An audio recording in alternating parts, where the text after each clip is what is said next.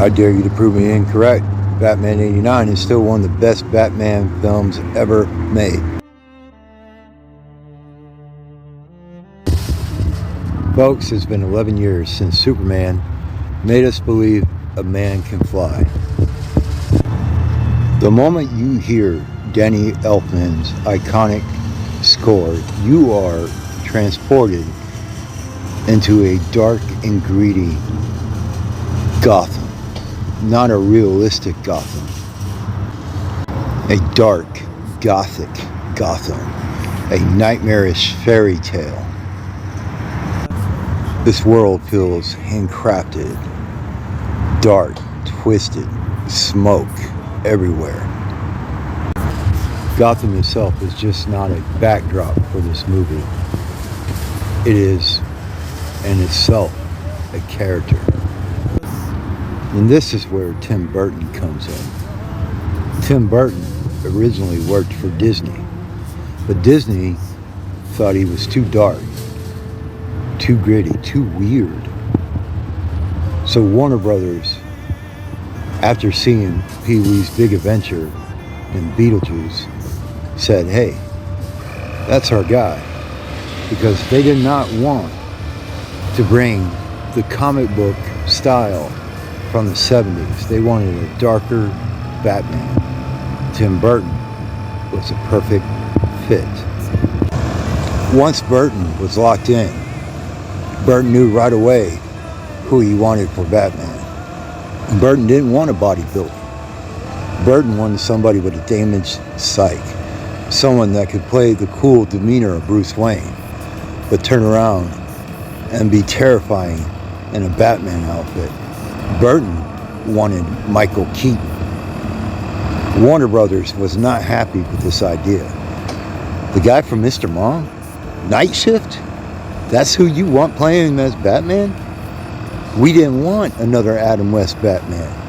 And Burton's decision made Warner Brothers think that's where it was going. And the people that Warner Brothers wanted to be shocked. I mean, we're talking Mel Gibson, we're talking Charlie Sheen, we're talking Pierce Bronson, Alec Baldwin, who worked with Burton on Beetlejuice, even Harrison Ford. Warner Brothers wanted a body and a face. Tim Burton, he wanted a psyche. It was always going to be Michael Keaton. And just a fun side note, Alec Baldwin, a couple years later, did a Batman-esque character in a movie called The Shadow. And that was just WB. Folks, the fans weren't happy either, and this is way before the internet. People were outraged that Mr. Mom was going to be Batman. They thought, oh man, we're going to do another silly Adam West movie. It's crazy to think that even to this day, every actor, Ben Affleck, Robert Pattinson, they all still get that this ain't my Batman take. And then once the movie falls in, they're like, yeah, that was the Batman I supported all along. Batman is important to people. And so we open up the movie with two crooks counting money, think they outsmarted the city. And then here comes a shot where you can see Batman walk away and you can see the Gotham skyline. And right here, the movie actually shows its age. As you can obviously see the matte painting. This was a time before CGI, and honestly, the practical effects was part of the charm. This is also when Michael Keaton dropped one of the most improvised, iconic lines in superhero movie history, where he grabs the guy by the collar and says, I'm Batman. The original line was, I am the night. Michael Keaton improvised that line. That line is echoed by every actor to don the cowl. The plot is straightforward enough. Gotham is overrun in crime. A mob boss named Jack Napier is set up by his boss, played by Jack Palance, a chaotic showman bent on making Gotham his own personal playground. In Burton's version, the Joker is not just Batman's nemesis. No.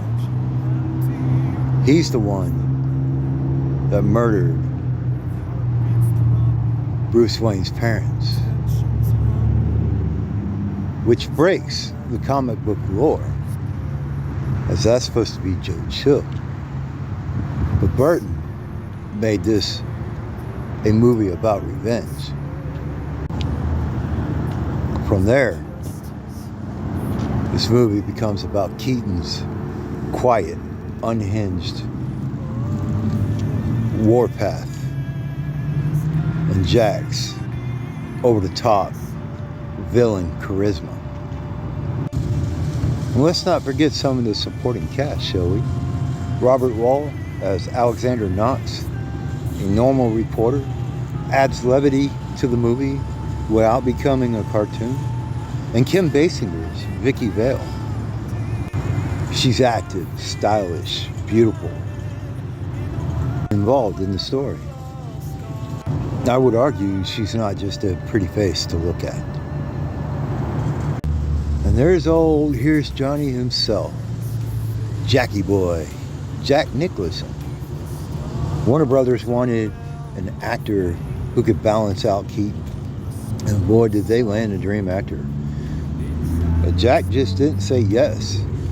Jack negotiated a deal. He got top billing over Batman. He also was able to work a limited schedule so he can catch Laker games.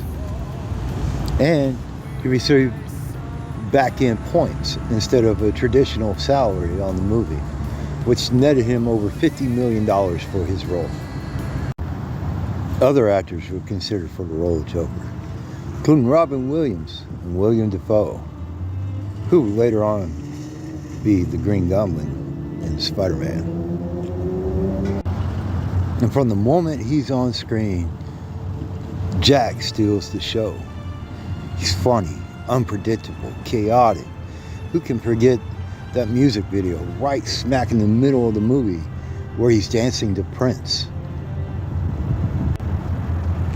Like he said, one line in the movie summarizes his whole performance as the Joker. Wait until they get a load of me. His performance still is argued today that he might have the single greatest performance ever in a Batman movie. And Michael Keaton, he plays Batman quiet, stoic, doesn't need big, heroic dialogue and poses. And as Bruce Wayne, well, you can see the Michael Keaton comedy come through, but he tames it just enough that you can see something is boiling underneath the surface. You want to get nuts? Yeah, and some of the movies still feel outdated. The matte paintings, the goofy little practical effects. But folks, that's the charm. Gotham seems real. It seems lived in. It seems like a place that people actually live. I personally wouldn't want to live there. But way before the sheen of CGI, something you can reach out and touch.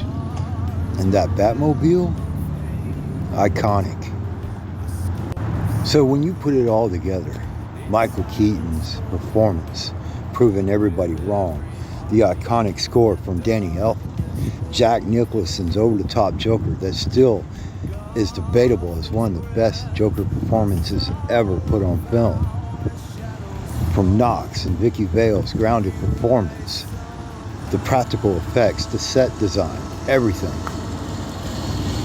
Batman 1989 is still one of the best superhero movies ever made. I dare you to prove me incorrect. I'm Batman.